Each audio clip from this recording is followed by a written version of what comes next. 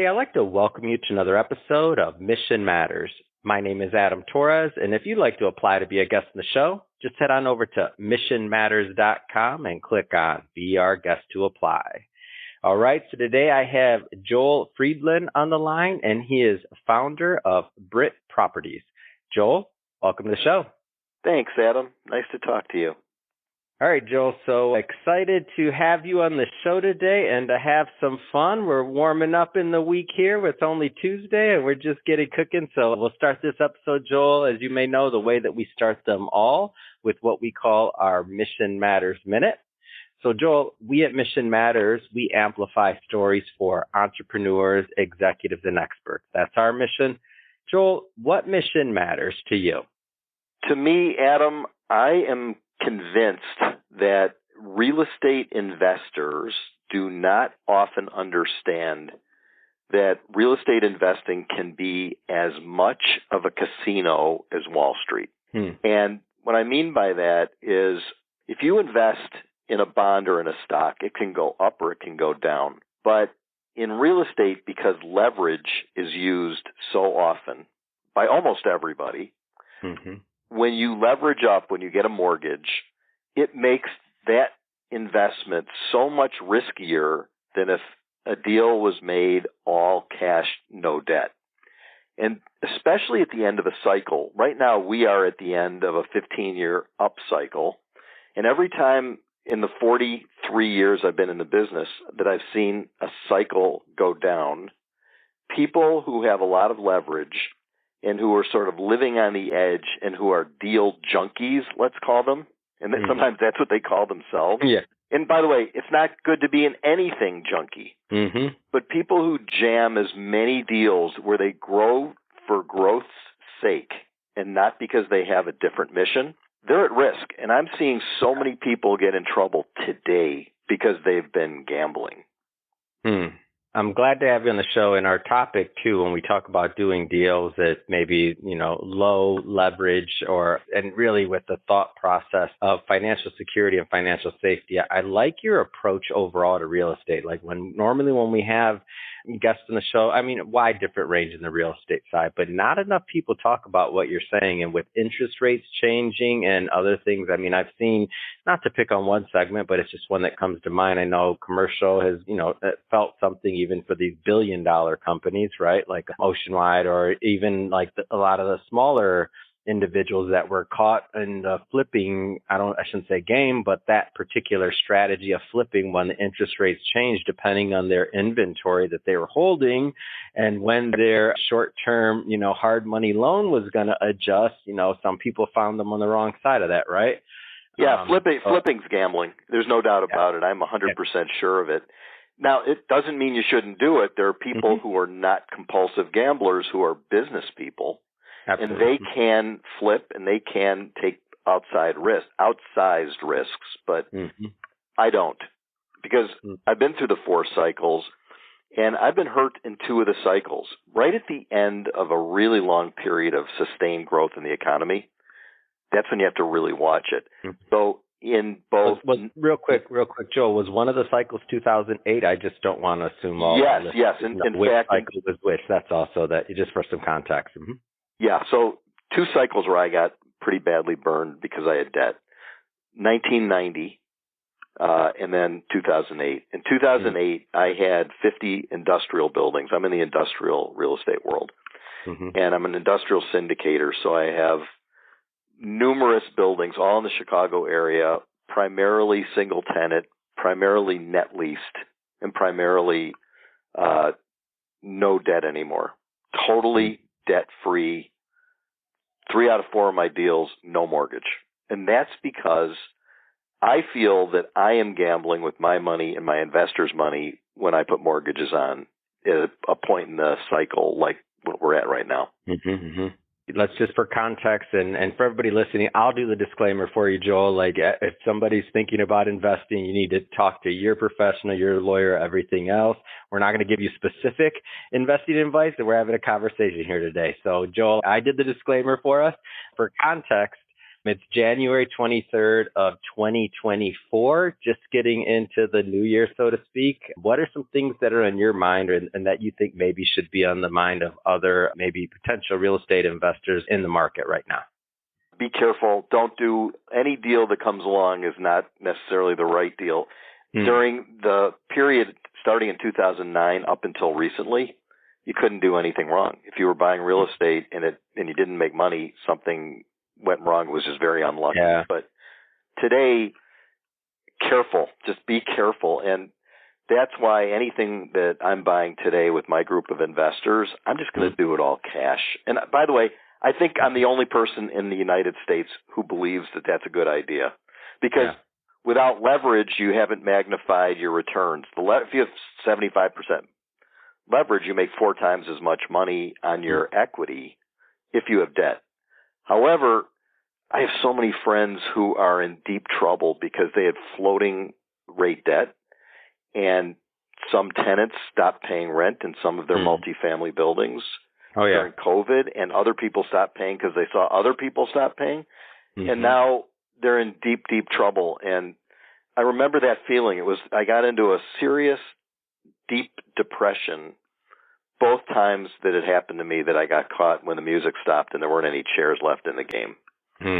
I see that. And I subscribe to this concept of you couldn't have done wrong. I think about like a property I bought back in, I think it was 2009 off the top of my head. And I was a little bit younger there, just getting into real estate. And I was, there's a winner and loser on both sides, right? So I was the beneficiary of somebody else being over leveraged. And it was just a timing thing. No amazing foresight or a real estate insight. I just had been to the point where I was out of college and had enough money to get a property. And I, purchased something that, was low 6 figures that was at one point going for a mid to high 6 figures.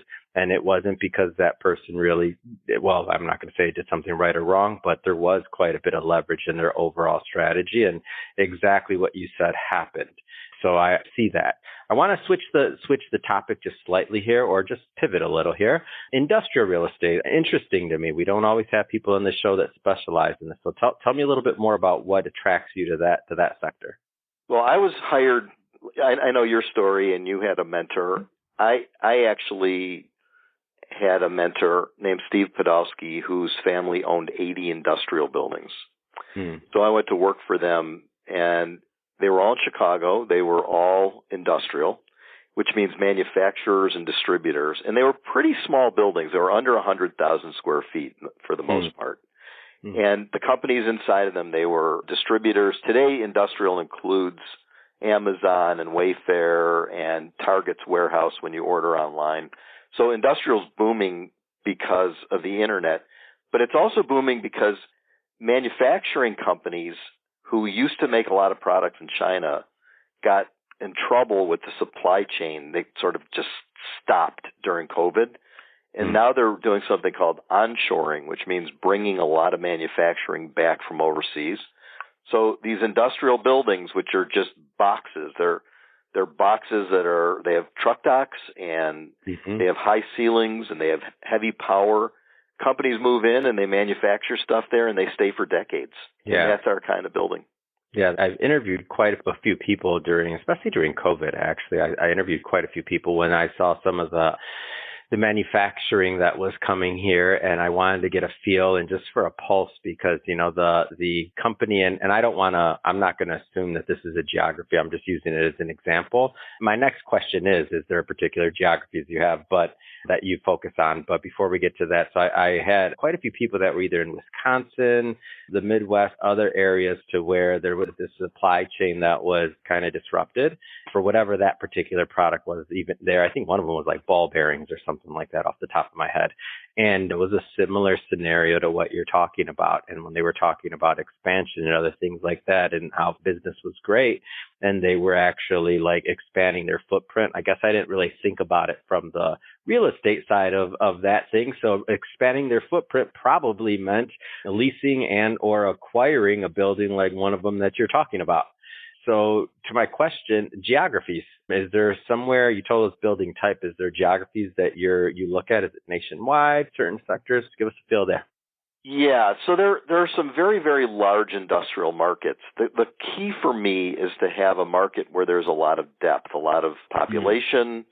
In Chicago, for example, where I live and where we do most of our deals, there are 16,000 industrial buildings, 1.5 billion square feet. It's huge. And in the Inland Empire by you, oh yeah, it's a huge market. New Jersey and New York, a huge market. And then you know how they rate cities? If you have a television station, you're either number 1, 2, 3, 4, whatever market you're in. Oh yeah. I wouldn't buy industrial buildings unless they were in one of the top 10 markets. And the reason is because there's not enough tenants and buyers when things get bad in certain markets. A lot of people are going to these smaller markets in the Sun Belt. And the reason that they're going like there, what I described, by the way, that would be like a smaller market in my example. I understand. Go ahead. Yeah, I don't want to own buildings in small markets because in 43 years, what I learned is when a building comes available that I own with a group of investors in a small market, we were in Florida in a place called Ormond Beach. And what happened was 2008 hit and our tenant left in 2010 and things weren't that much better in 2011. So we couldn't find a tenant or a buyer because there weren't enough companies in the market. So we got crushed. We bought the building for $1.4 million and we sold it for $1.1 million and we lost $300,000. Ouch. Ouch is right. And so that's different than if you buy in Dallas or you buy in Chicago or you buy in Edison, New Jersey. Those are the markets that I prefer. And because I live in Chicago and I don't like flying that much, all of our deals, all of our current properties are here, and the market's big enough that our investors can make a really good yield on their investments because Chicago's got just tons of industrial. Okay, so I got to pause you there. Shameless plug. If you're listening to this right now and you haven't hit that subscribe button, this is my commercial. We either just saved you some money or made you some money. By we, I mean Joel, because he's dropping knowledge today, man. I really appreciate all of that insight. This is why I do what I do. I know in the pre-show, Joel, we were talking about, hey, why do you do these interviews? What's Mission Matters about? It's right there. Like that knowledge you just gave, you saved a lot of people from some potential pain, assuming they were, maybe going to be going down the wrong way.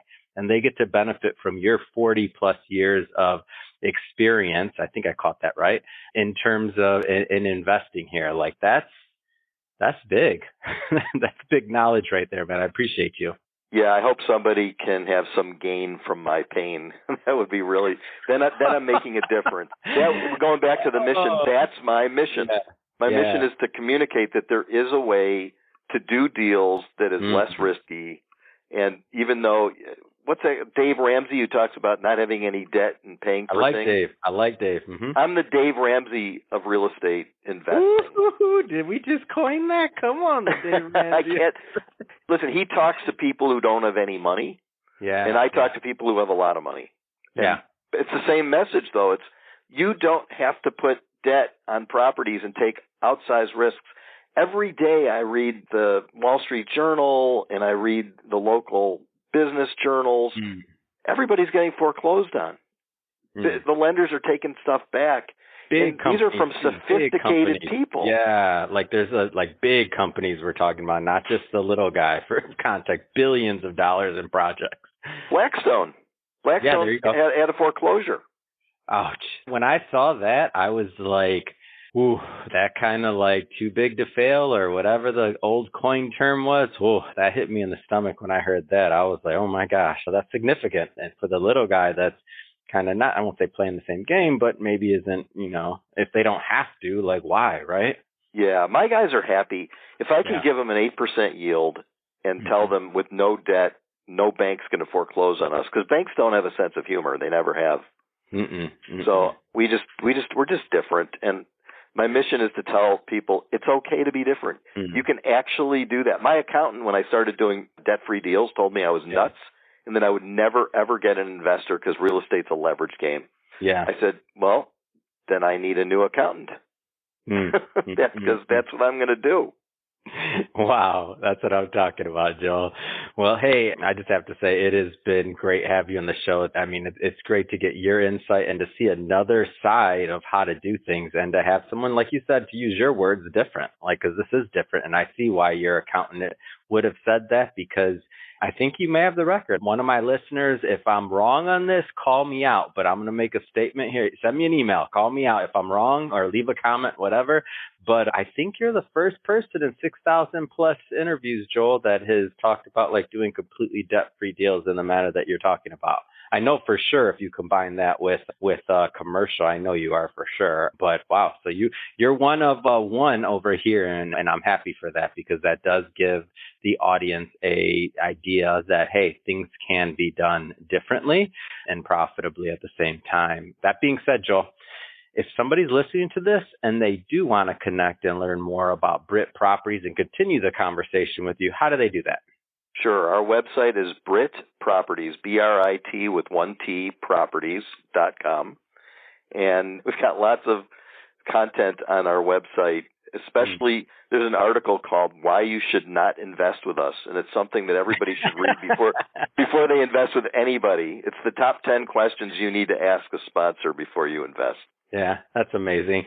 And for all the listeners, just so you know, if once you click that subscribe button, you're going to get a special report that says why you shouldn't subscribe with us. Joking. That's not going to happen. Hit that subscribe button anyway. I don't care. No, Joel, seriously. Amazing having you on the show today. Appreciate all you do and look forward to having you part of our community and to continue to build. So thank you for that. And to the audience, in all sincerity, thank you for your time and attention. But I do mean it. Hit that subscribe button, and we have some more mission-based individuals coming up for you. Thanks again, Joel. Thanks, Adam.